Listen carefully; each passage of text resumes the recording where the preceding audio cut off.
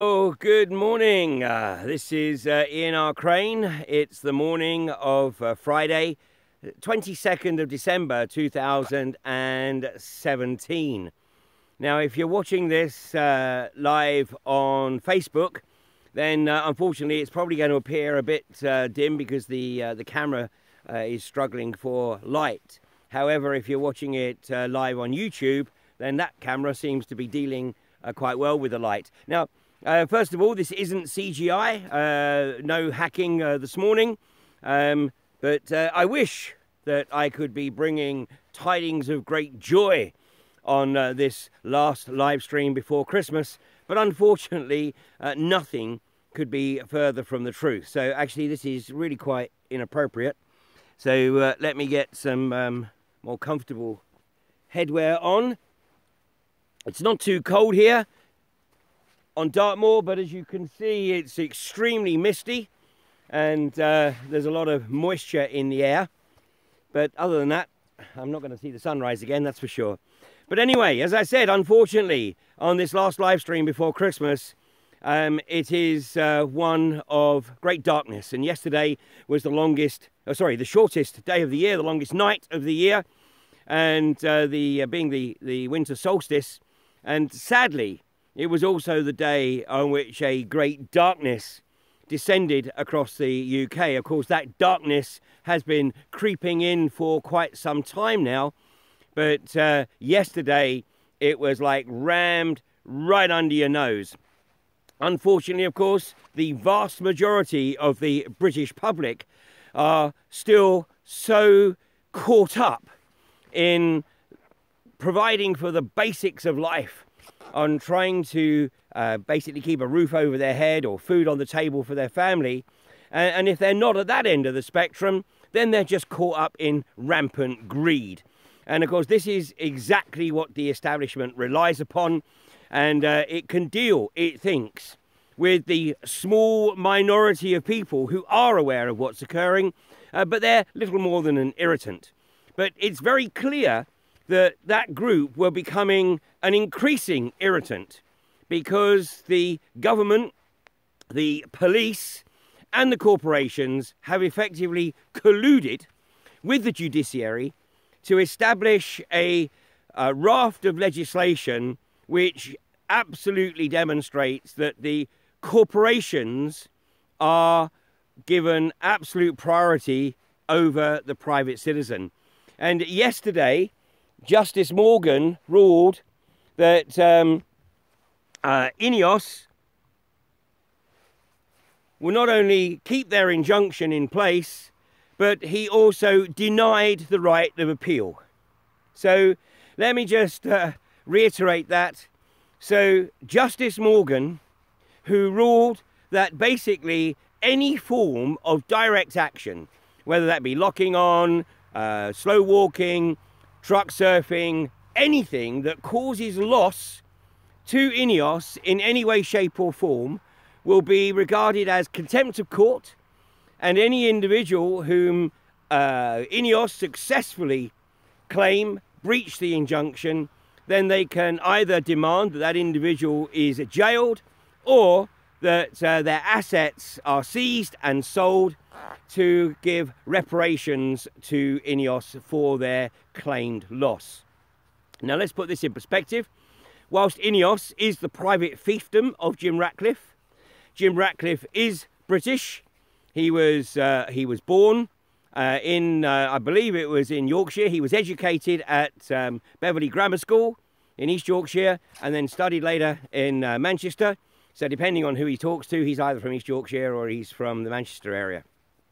So he has grown INEOS pretty much out of nothing over the last 20 odd years or so into a massive conglomerate of primarily chemicals and refining companies and also plastics manufacturing.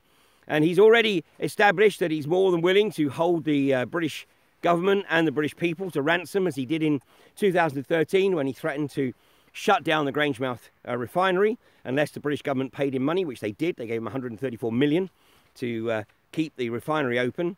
And if you haven't heard the previous live streams, then you should also be aware that Jim Ratcliffe effectively used that money to buy himself a super yacht, the Hampshire 2, which cost him 130 million, and then the annual running costs of 4 million were effectively covered for the first year by the British government.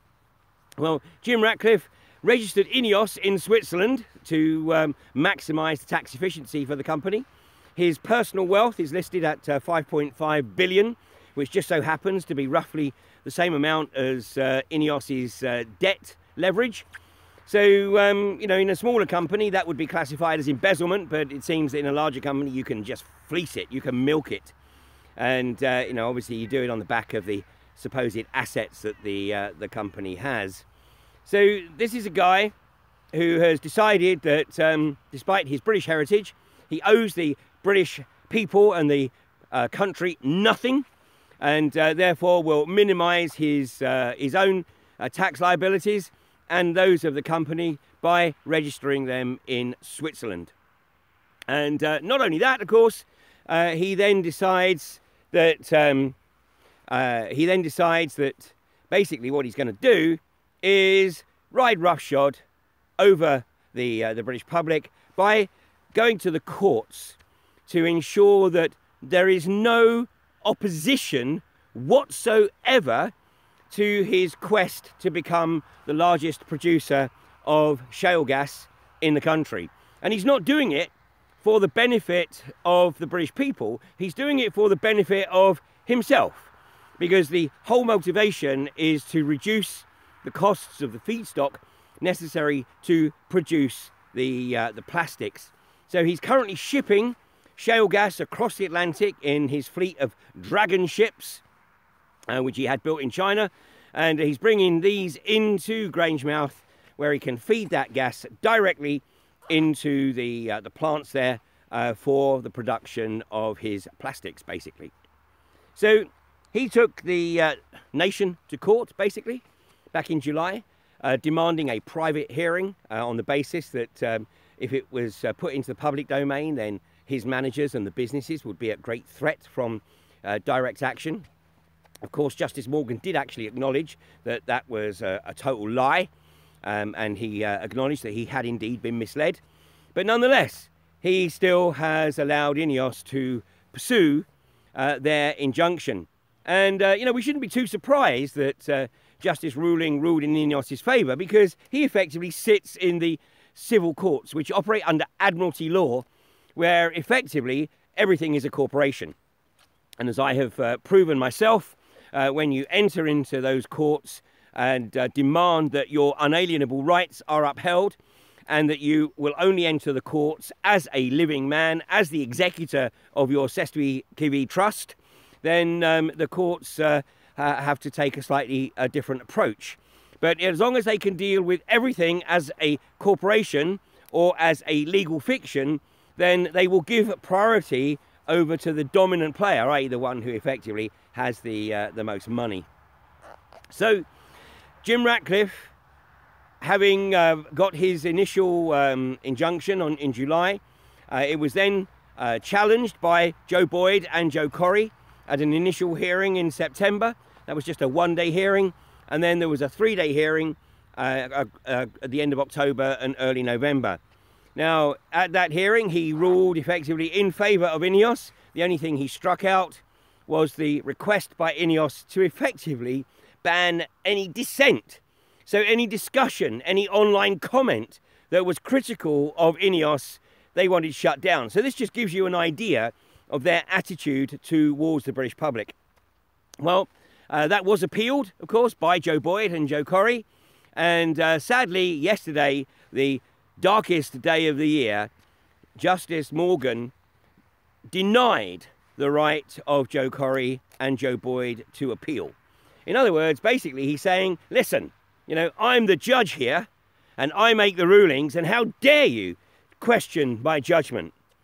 How arrogant can you get? Now, that's the downside. The upside is that maybe Justice Morgan knows that this is such a seminal ruling that it has to be challenged all the way through the appeal courts, the Supreme Court maybe, and ultimately on to, if we still have the opportunity, the European courts. Maybe. But where it stands at the moment, is that Justice Morgan has set a precedent where any company, not just unconventional gas or unconventional hydrocarbons, any company that is up against any kind of dissent, any kind of opposition, can simply go along to the civil courts and use the INEOS ruling as a precedent to effectively outlaw all opposition. Now, Justice Morgan, in his ruling, said yesterday, "I consider that on all matters of principle, I applied established authority to the circumstances of this case." Now, that is legalese bollocks, basically. In other words, you know, I'm done what I told. You know, I don't think we have any separation between the judiciary and the state anymore. And certainly we don't seem to have any separation between the judiciary and the corporations. Unless, as I say, maybe Justice Morgan is playing a long game here and looking to give Joe Boyd and Joe Corrie the opportunity to challenge this right the way through to the highest level. But Justice Morgan went on to apply the City of London versus Sameed ruling of 2012, which relates to the Occupy evictions, where Sameed was also refused permission to appeal. Well, you know, that is perhaps a single precedent, but it's not definitive, as we established during the eviction hearing of Barton Moss nearly 4 years ago, where my barrister, Lindsay Johnson, did challenge the judge's decision to not allow appeal, but effectively there, the judge did actually ultimately grant the leave to appeal on the basis that the appeal was submitted to the appeal courts by 12 noon the following day. Well, we were actually able to do that, and we got our appeal to be heard. But where we're at right now is that the only avenue open to Joe Boyd and Joe Corrie is to go to the Royal Courts of Appeal and lodge their appeal against Justice Morgan's denial to allow the appeal. So, you know, we're not necessarily dead in the water, but nonetheless, there's still a bit of an uphill battle to go. Now, the only saving grace was that, of course, INEOS asked for costs to be applied against Joe Boyd and Joe Corrie, and the judge denied that application, basically stating that the case had been of assistance to the court and it was a case of extreme public importance. No shit, Sherlock. Well, now, really, this is time for all libertarian NGOs to wake up and recognise what's occurring in this country. Because this applies, like I said, to any dissent, any opposition. So what the British government and the corporations are saying is that the only opposition that they are going to permit is you can stand in that designated free speech zone, which I already challenged earlier this year at Manchester courts, where Quadrilla were trying to establish the free speech zone of the protest pen. And thanks to the team that I was working with, which included Joe Boyd, by the way, thanks to the team that I was working with, we were able to get that ruled out of order. So, you know, earlier in the year, we got the free speech zones knocked back. Now, Justice Morgan has effectively put them in place en masse and said that, you know, what you can do is you can stand in that free speech zone, you can wave your placards, you can shout, you can scream, but we really don't care, because we'll just carry on allowing the corporations to do whatever it is that they want to do, regardless of the fact that the general public has done its research, has tried to oppose this at every stage of the democratic process and rejected it. So, you know, we're going to overrule it anyway. We're going to overrule it at central government. We're going to overrule it in the courts.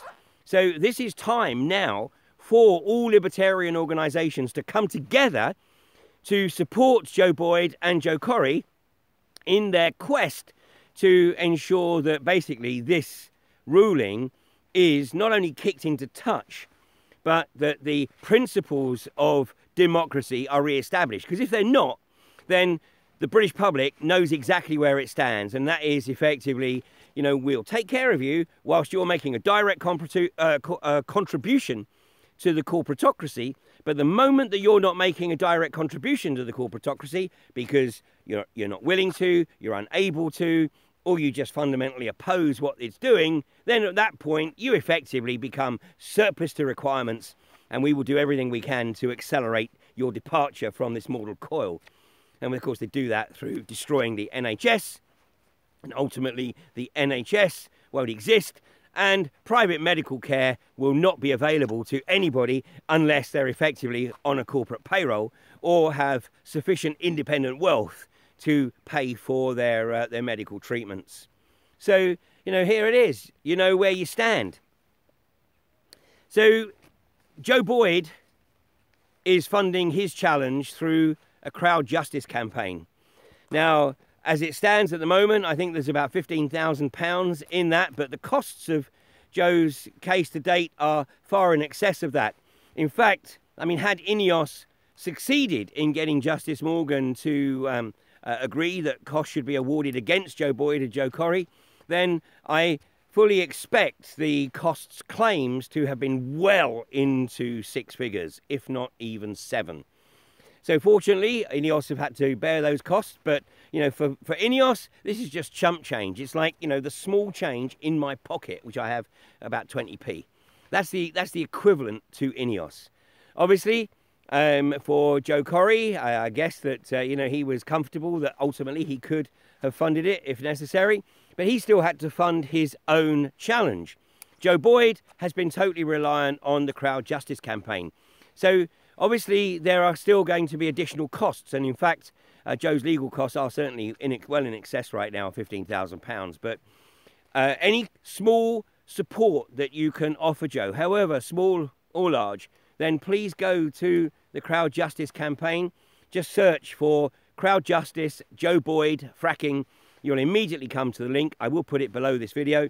And please offer Joe whatever assistance you feel able to, because this is a prima facie case for the fundamental right of freedom of expression and the right to oppose an insidious industry that those people who have done their research know should never, ever have the opportunity to establish a foothold in this country. And as somebody has just observed on a comment here, you know, you're literally born into this mortal realm as a debt slave. And although the charade of freedom has been maintained for a number of years, fortunately, you know, the scales are falling away from people's eyes at a massive rate of knots. And, you know, this is obviously, you know, waking people up on an exponential scale. So that's the upside. That's the upside of this. The downside is that, you know, nonetheless, I'm not going to be able to play golf for quite some time yet, because this has to be an absolute focus. Elsewhere, yesterday, West Sussex County Council planning officers basically stated that they were going to recommend approval of Quadrilla's application to return to Borkum to conduct flow tests, which will of course include flaring, which was a massive part of the opposition of the Borkum community back in 2013.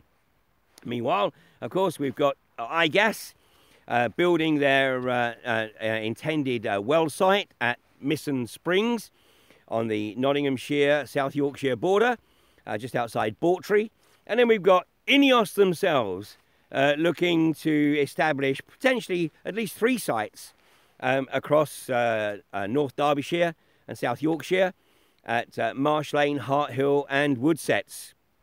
And of course, ongoing, we've got Quadrilla at Preston New Road, who are well on the way to drilling their well, which they have every intention of fracking. Of course, they're way behind schedule because, according to their planning permission, this should have all been done and dusted 6 months ago. So they're way behind schedule. And of course, elsewhere at Kirby Misperton, still waiting on Greg Clark to hopefully do the right thing and reject the application. But maybe he's just been waiting for Justice Morgan's ruling.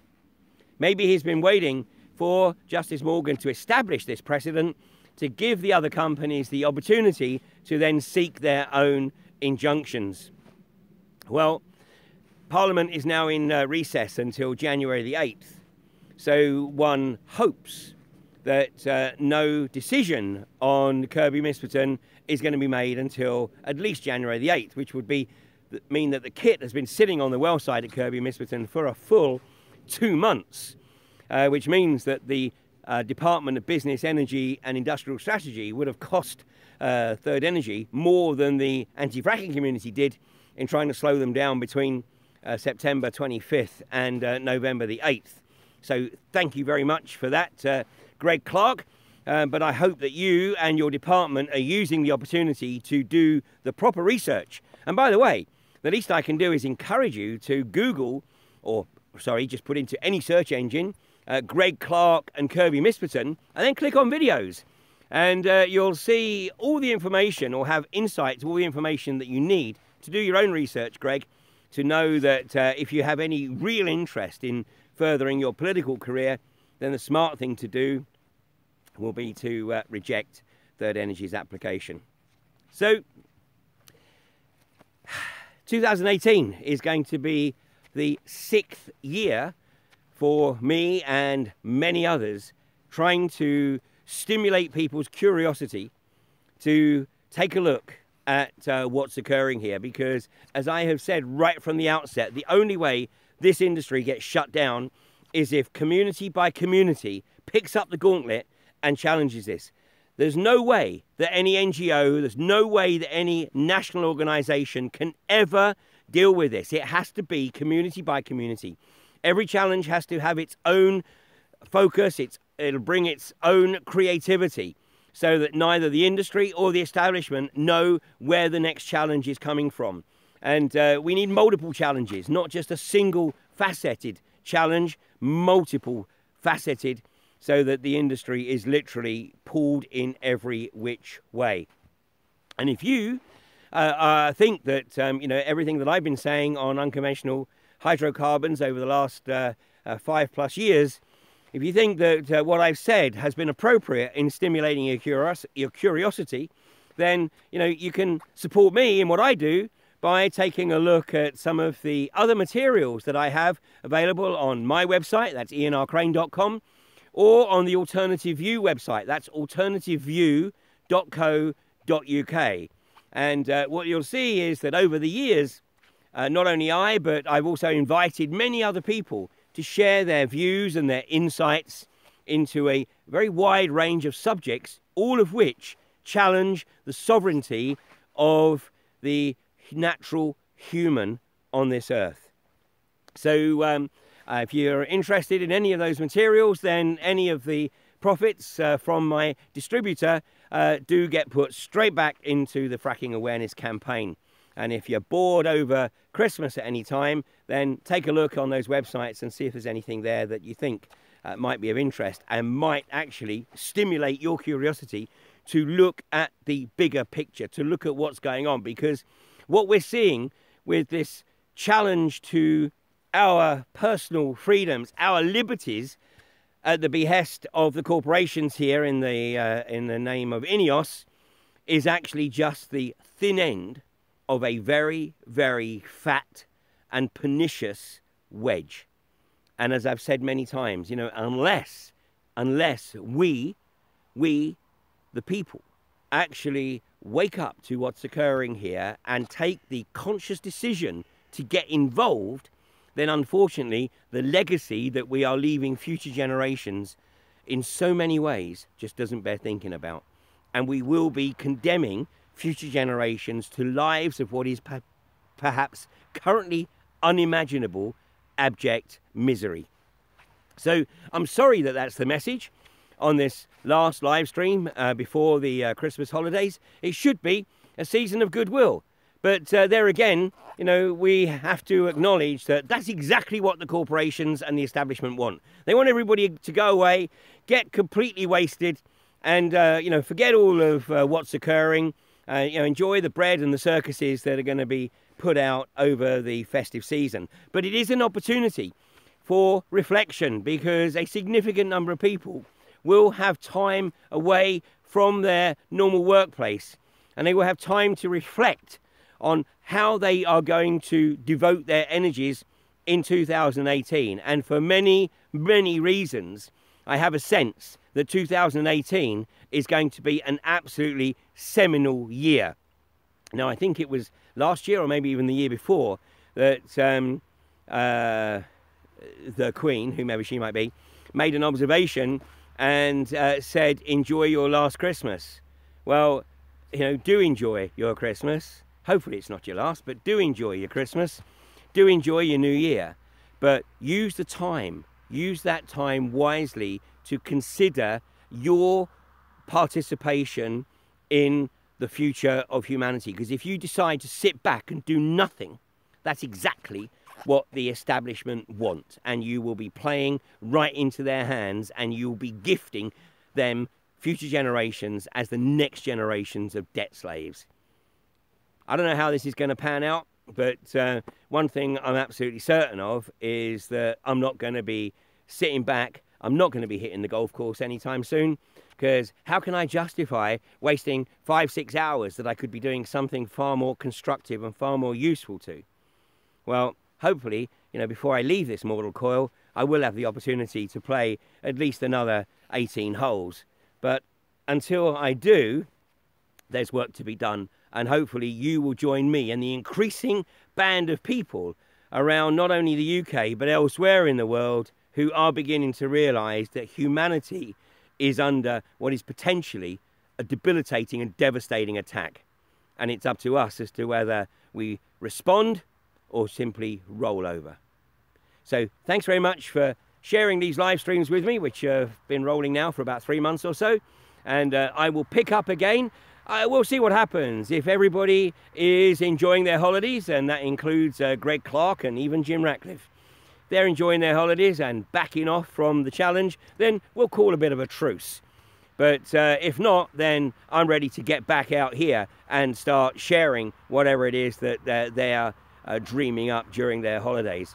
Otherwise, I'll see you on early in the new year, like what's it going to be, Tuesday 2nd of January. So until then, thanks for everyone who's supported the anti-fracking community in any way, shape or form over the past 5 years, and I'll look forward to working with you and the increasing number of people who join our cause in 2018. So take care and have a great day.